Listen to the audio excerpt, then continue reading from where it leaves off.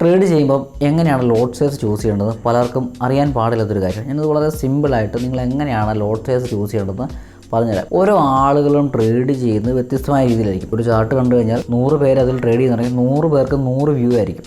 നിങ്ങൾ ബൈ ചെയ്യുന്നിടത്ത് ഒരുത്തൻ സെല്ല് ചെയ്യുന്നുണ്ടെങ്കിൽ അവൻ്റെ വ്യൂ താഴത്തേക്ക് നിങ്ങളുടെ വ്യൂ മേലേക്കുമാണ്. ലോട്ട് സൈസ് എടുക്കുമ്പോൾ നിങ്ങൾ ശ്രദ്ധിക്കേണ്ട ഒരു കാര്യം, നിങ്ങൾക്ക് താങ്ങാൻ പറ്റുന്ന ഒരു ലോട്ട് സൈസ് വേണം നിങ്ങൾ ചൂസ് ചെയ്യാനായിട്ട്.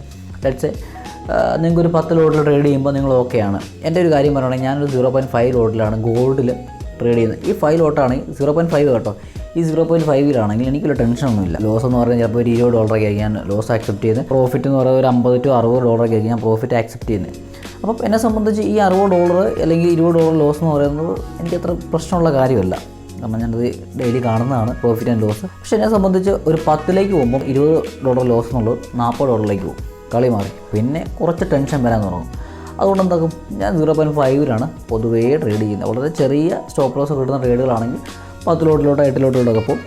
അങ്ങനെ നിങ്ങൾക്ക് പറ്റുന്ന ഒരു ലോട്ട് സൈസ് നിങ്ങൾ കണ്ടുപിടിച്ച് നിങ്ങൾ അതിൽ ട്രേഡ് ചെയ്താൽ മതി. വേറെ ടെൻഷനൊന്നുമില്ല. മനസ്സിലാകുന്നുണ്ടോ?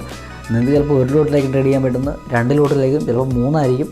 അത് ഓരോ ആൾക്കാർക്കും അങ്ങനെ പറ്റുള്ളൂ. എൻ്റെ സ്റ്റുഡൻ്റ് 0.40 ലോട്ടിലാണ് അവൻ നോർമലായിട്ട് ട്രേഡ് ചെയ്യുന്നത്. ഞാൻ ട്രേഡ് ചെയ്യുന്നതിന് 4, 5, 6, 7, 8 ഇരട്ടിയിലാണ് അവൻ ട്രേഡ് ചെയ്യുന്നത്. അത് ഓരോ ആളുകൾക്കും ഓരോ കപ്പാസിറ്റി ഉണ്ട്, ഓരോ മെൻ്റൽ കപ്പാസിറ്റി ഉണ്ട്. അതിനനുസരിച്ച് ട്രേഡ് ചെയ്ത് പോവുകയാണെങ്കിൽ ഒരു പ്രശ്നവുമില്ല. നിങ്ങൾ മറ്റൊരാളെ പോലെ ആക്ട് ചെയ്ത് ട്രേഡ് ചെയ്യാനായിട്ട് തുടങ്ങുമ്പോഴാണ് പല പ്രശ്നങ്ങളും വരുന്നത്.